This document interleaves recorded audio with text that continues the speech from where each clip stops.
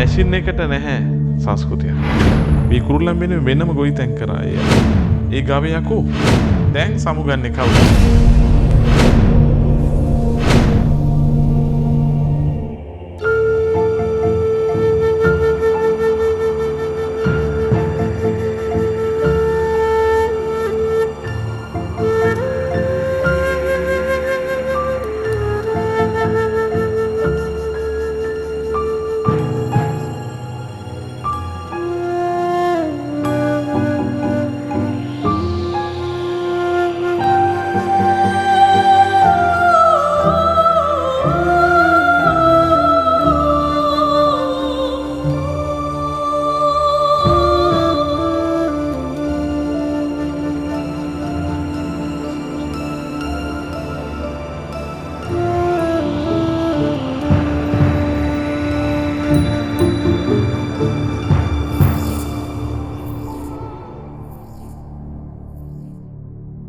ලංකාවේ භූමි ප්‍රමාණයෙන් විශාල පංගුවක් තියෙන්නේ වගාබිම්.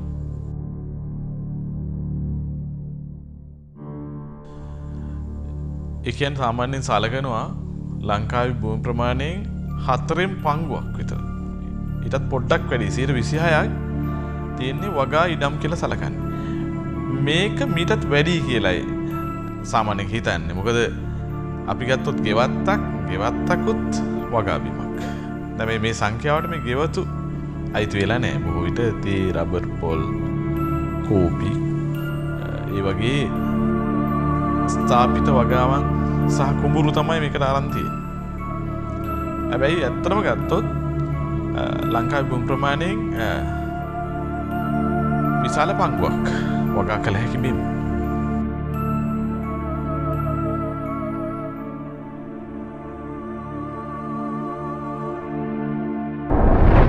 මේ සංඛ්‍යා ලේඛනයේ අනුව වගා කළ හැකි ඉඩම් වලින් 2න් පංගුවක් කුඹුරු.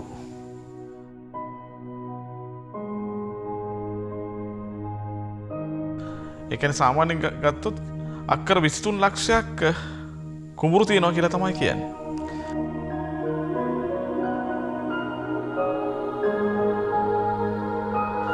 ලංකාවේ ඕන තැනකට ගිහිල්ලා බැලුවොත් ඕනේ නිම්නයක ඕනේ තලාවක කුඹුරු තියෙනවා. කුඹුරු ඒ තරමට තියෙනවා වෙලාවකට හිතෙනවා ලංකාවේ ජාතික සාකය වීවත්ද කියලා.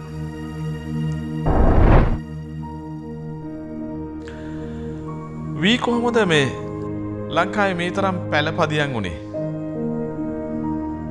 සාමාන්‍යයෙන් ඊටම ඈතක වී වගාව කරලා තියෙන්නේ වසර 11000කට විතර ඉස්සර චීනයේ. ලංකාවේ වී වගාව කරලා තියෙනවා කිස්තුපුර 8-9ටත් එහා, ඒ කියන්නේ අවුරුදු 3000කටත් එහා ලංකාවේ වී වගාව කරපු සාධක තියෙනවා.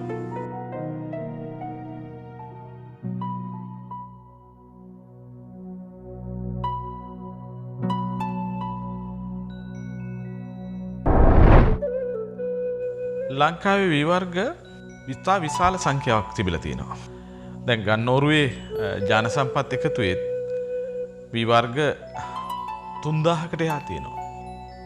ජපානයට ගිය අපේ ශිෂ්‍යයෙකුට ජපානයේ මහාචාර්යවරයෙක් කියලා තියෙනවා ලංකාවෙන් තමයි අපි වී ගැන ඉගෙන ගත්තේ කියලා. ඒතර මේ ලංකාවේ මේ තරම් වී ප්‍රභේද ඇති වෙන්න හේතුවත් ලංකාවේ ජන ජීවිතයට කිඳා බහින්න වී ගොවිතැන කිඳා බහින්න හේතුවත් මොකක්ද? අපේ සම්පූර්ණ වශයෙන් අපේ සම්පූර්ණ ජීවිතය ලාංකීය ජීවිතයේ විශාල පංගුවක් බත එක්ක එහෙම නැත්නම් වී එක්ක යා වෙලා තියෙනවා. අපි බැරි වෙලාවත් එම අපේ ආහාර රටාව වෙනස් කළා වී වගාව නැති වුණොත් හෝ වී වගාව වෙනුවට වෙන යම් දෙයක් ගෙනවොත් ලංකාවේ සම්පූර්ණ භූමියේ ලක්ෂණය එහෙම නැත්නම් භූමියේ තියෙන චරිතාංගය සම්පූර්ණ වෙනස් වෙනවා. දැන් අපේ භූමියේ වී ගොවිතැන තමයි තීරකයා වෙලා තියෙන්නේ භූමියේ හැඩරුව. වී ගොවිතැන වෙනස් කරපු වහාම සම්පූර්ණ වශයෙන්ම ජන ජීවිතයත් වෙනස් වෙනවා. ලංකාවේ භූමි සිතියමත් වෙනස් වෙනවා.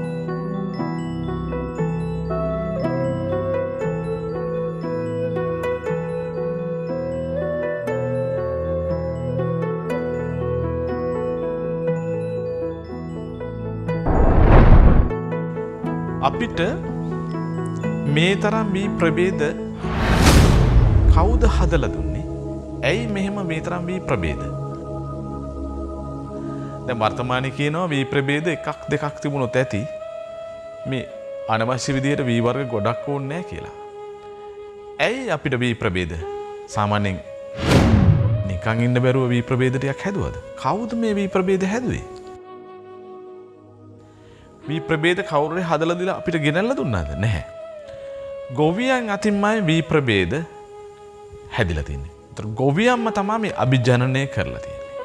ඒකට හේතුව වී වර්ගය වගා කරන බිම අනුව කාලය අනුව තියෙන ජල ප්‍රමාණ අනුව තමයි ඒ කලාපයන්ට ඒ කුඹුරු වලට අවශ්‍ය වී වර්ග තීරණය කරලා තියෙන්නේ. එතකොට අභිජනනය මගින් ගොවියන්ම හදා ගන්නවා. ඒ ඥාණය තිබුණා. අද ගොවියන්ට ඒ ඥාණය නැහැ, අභිජනන ඥාණය නැහැ. ඒ ඥාණය මගින් තමයි වී ප්‍රභේද ඉතා විශාල සංඛ්‍යාවක් ලංකාවේ ජනනය කරලා තියෙන්නේ. අනික් කාරණේ තමයි මේ බත. දැන් අපි දන්නවා සමහර බත් වර්ග දීලා තියෙන්නේ ශක්තිමත් මිනිස්සුන්ට. දැන් ලෙඩ්ඩුන්ට දීලා තියෙන්නේ හුඟක් සම්බා වගේ බත් වර්ග. තම ඉක්මනින් අවශෝෂණය කරනවා. හැබැයි තම ශක්තිමතුන්ට වැඩ කරන අයට වේගෙන් අවශෝෂණය නොවන එහෙත් වෙනත් බත් වර්ග දීලා තියෙනවා. මෙන්න මේ කායික තත්ත්ව මතත් ඒ අය මේ වර්ග ජනනය කරලා තියෙනවා. යෝධයන්ට මෙන්න මේ වී ආදි වශයෙන් අකුරම්බඩ වී වර්ගයේ එවැනි දෙයක්. ඉතින් ඒ කියන්නේ වී කියන එක ලංකාවේ ඊටාම ඉහළ බුද්ධියකින් ඥානයකින් ගොවිතැන් කරපු දෙයක්. ඒක නිකන් ලැබුණට නිකන් කුඹුරේ ඉහළ දාන දෙයක් නෙවෙයි.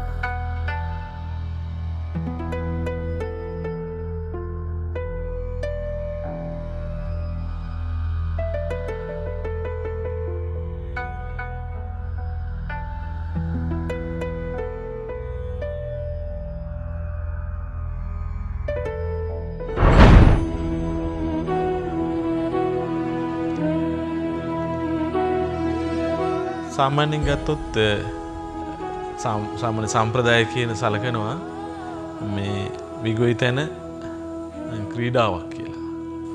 ඒ කියන්නේ ඒක ඒ තරම් සාමූහිකයි. අපි ගත්තොත් එහෙම සෙල්ලම් කරන පිට්ටනියක සම්පූර්ණ ක්‍රීඩකයෝ එකම රෑනක් වගේ එකම ක්‍රියාවක යෙදෙනවා. මේක තමයි ක්‍රීඩාවක් කියලා කියන්නේ. විගොවිතැන ක්‍රීඩාවක්.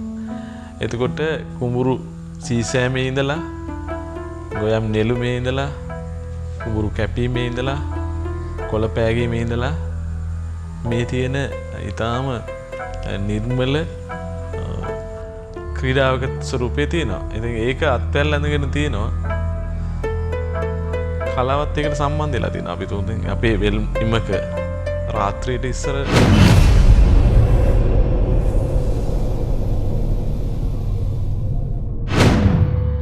පැල්කව ඇහුණා. වෙලක් සීසාද්දී අපිට ඇහුණා ඕසි කියලා කවි කියනවා. ඒකම නෙළුමක කාන්තාවෝ නෙළුම් කවි කිව්වා. ඒ කියන්නේ වෙන විදිහින් කිව්වොත් එහෙම මේ කෙත ඉහළම සංස්කෘතික තෝතැන්නක් වගේ. අද ඒවා වියැකිලා අපිට වෙල් මායිමේ අර මිත්‍ර කෘමීන් හා කුරුල්ලන් නැහැ වගේ. මේ කුරුල්ලන්ගේ සද්ද නැහැ වගේ තමයි ගීතයක් ඇහෙන්නේ නැහැ, කවියක් ඇහෙන්නේ නැහැ. රාත්‍රියට පැලකින් ගීතයක් ඇහෙන්නේ නැහැ. ඒවා යාන්ත්‍රික වෙලා. තවදුරටත් විගොයිතන ජීවිතයක් වෙලා නැහැ. විගොයිතන වෙලා තියෙන්නේ විනිෂ්පාදනයක් වෙලා. විනිෂ්පාදනය කරන මැෂින් වෙලා.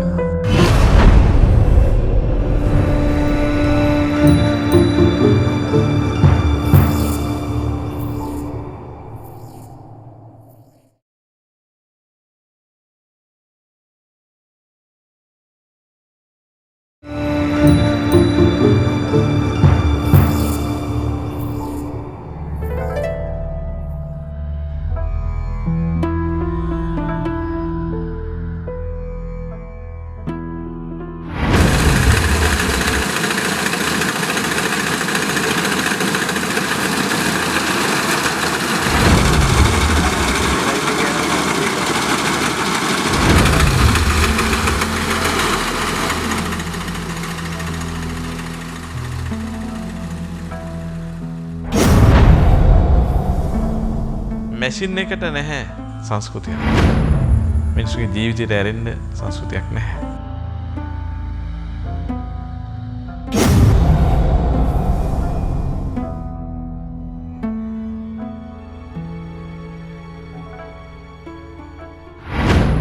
වීකුරුල්ලන් වෙනුවෙන් පැත්තකට දාපු වෙල් පාළුව නැහැ. වීකුරුල්ලන් වෙනුවෙන් වෙනම ගොවිතැන් කරා අය.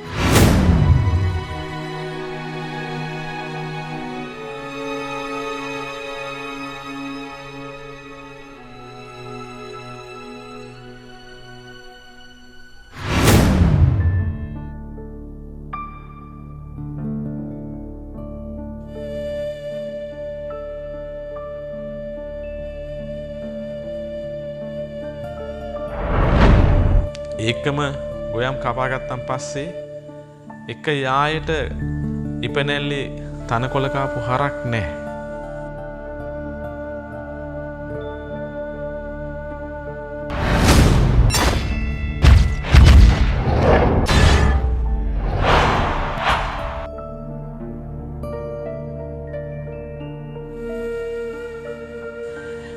ඒ කියන්නේ ගත්තොත්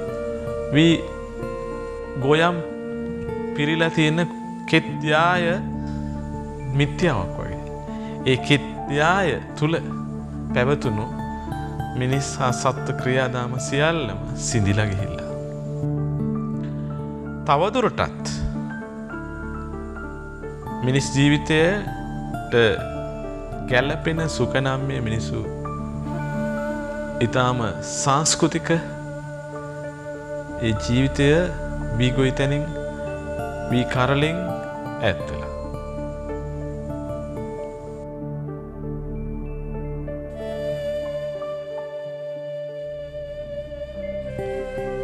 දැන් අපි තුමු ස්වභාවයත් සමග වීගොයිතන් කිරීම නැති තැන වීගොයිතන් කරන්න බෑ. ඒක හරි අකර්මණ්‍ය ගොවිතැනක් කියලා තමයි හිතෙන්නේ.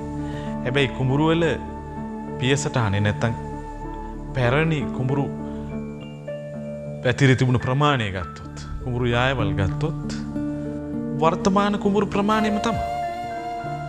දැන් පැරණි මින්නේරී ජනපද හදනකොට නැවත අස්සැද්දුවේ පැරණි කුඹුරු යාවල්. ඒතර සම්පූර්ණ වශයෙන්ම පැරණි පියසටහන මත තමයි තාමත් කුඹුරු කරන්නේ. අනිත් එක තමයි ලංකාවේ තියෙන වැව් ප්‍රමාණය. වැව් ප්‍රමාණය අඩු වුණා මිසක් වැඩි වුණේ නැහැ.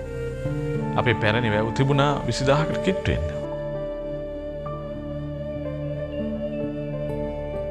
මහ වැව් තිබුණා 160ක් විතර.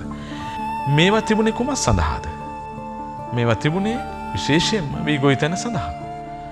එතකොට අපේ වැව් සිතියම කියා සිටින්නේ කුඹුරු සිතියමයි. එතකොට අපේ වී වගා කිරීමේ ක්‍රමවේදය අකර්මන්නේ නම් එහෙම නැත්නම් ශ්‍රමතාව අඩු නම් මේ තරම් කුඹුරු ප්‍රමාණයක් කොහොම වැඩ කරේ? ඒකම අනිත් පැත්ත ගත්තොත් එහෙම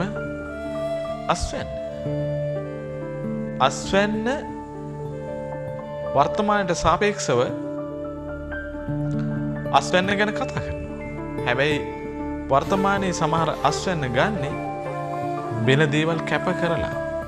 ඒ කියන්නේ ඒ අස්වැන්න සඳහා වේදම් කරන යම් දේවල් එහෙම නැත්නම් ඒකට ඇතුළත් කරන ධනෙ හා ශක්තියට සාපේක්ෂව අස්වැන්නක් ගන්නවද කියන එක ප්‍රශ්නයක්. ස්වභාවයෙන් වැඩෙන ගහකින් ඒ ස්වභාවික සමතුලිතතාවය අනුව අපි ගහ පළ දරනවා. එතකොට අපි ඒකට ඇතුළත් කරේ ඊටම අසීරුවෙන් විතර ධනයක් වේදම් කරමින් නෙවෙයි ගහ නඩත්තු කරන්නේ. ගහ නඩත්තු කිරීම සඳහා ස්වභාවික නියාමයේ පාවිච්චි කරන අතර ගහ අපිට පළ ලබා දෙනවා. මෙවැන්නක් තමයි විගොවිතනේ සිද්ධ වුණේ. විගොවිතනට අවශ්‍ය පදාර්ථ ටික සම්පූර්ණ වශයෙන්ම එම කලාපයෙන්ම ලබා දෙන්නේ. අපි දන්නවා ගවයන් නැති තැන, සතුන් නැති තැන කෘෂිකර්මයක් නැහැ කියලා පෙරදිග කතාවක් තියෙනවා.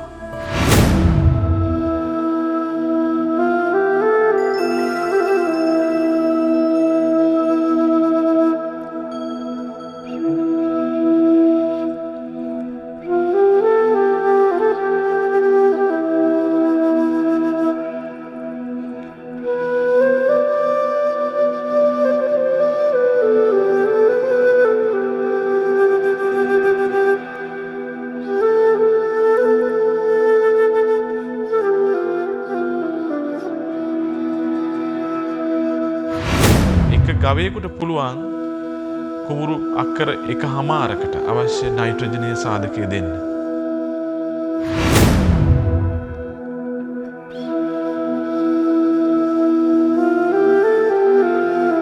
ඒ ගවයකෝ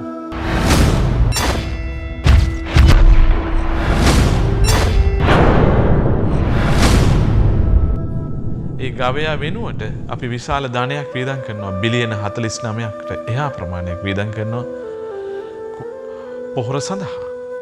හැබැයි ඒ පොහොර සඳහා වේදම් කරන ධනයට සාපේක්ෂව අපි ජනනය කරනවද ආදායමක් කියන එක අනිත් ප්‍රශ්නේ. අනිත් එක තමයි කුමිනාශක සහ පොහොර නිසා අපේ සෞඛ්‍යයත් පොළවේ සෞඛ්‍යයත් සියල්ලම විනාශ වෙලා යනවා.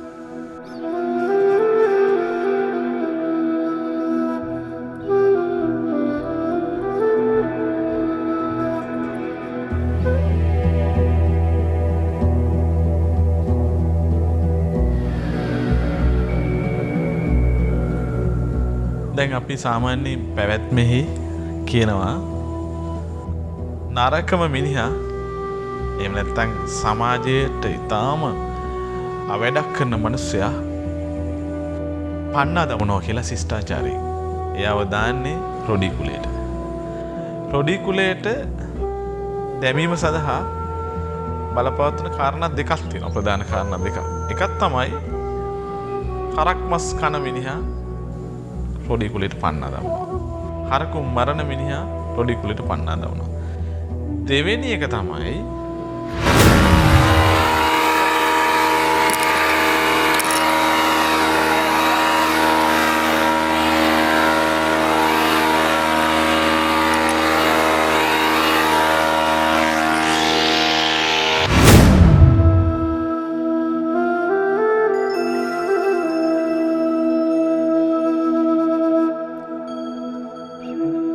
පොළොවට හරි වතුරට හරි වහ ගහනවන ඔහු අයත් වන්නේ රොඩි කුලයට පන්නා දමනවා. එතකොට වහ ගැහීම කියන එක එහෙම නැත්නම් වස පොළොවට දැමීම කියන එක ශිෂ්ටාචාරයෙන් පන්නා දැමීමට තරම් ප්‍රබල වැඩක් කියලා ඇයි ශිෂ්ටාචාර විසින් තීරණය කරලා තියෙන්නේ? මොකද පොළොවට දිගින් දිගටම වහ ගැහුවොත් ජලයට වහ එකතු වුණොත් ඊට පස්සේ අපි දන්නවා ඒ පොළොවේ වැඩෙන සාක හරහා ඒ සාක අනුභවය හරහා සියලු සත්ත්ව ප්‍රජාවටම ඒ උන්ගේ දේහවලට මේ වහ යනවා. තව දුරටත් ජීවේ සමබරතාවය නැතු යනවා. ඒකම මිනිසා ලෙඩ වෙනවා.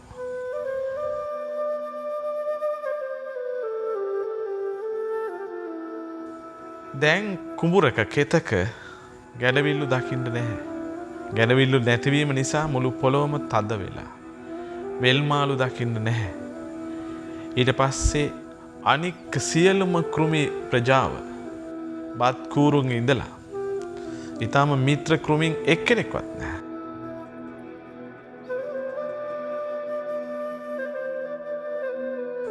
ඊට පස්සේ අනික් දියබරි දියනයි ඒ සියල්ලම නැහැ. ඊළඟට කැරඩියොත් නැහැ. අන්තිමේට ඉතුරු වෙලා හිටිය කබර ගොයා මැරෙමින් යනවා.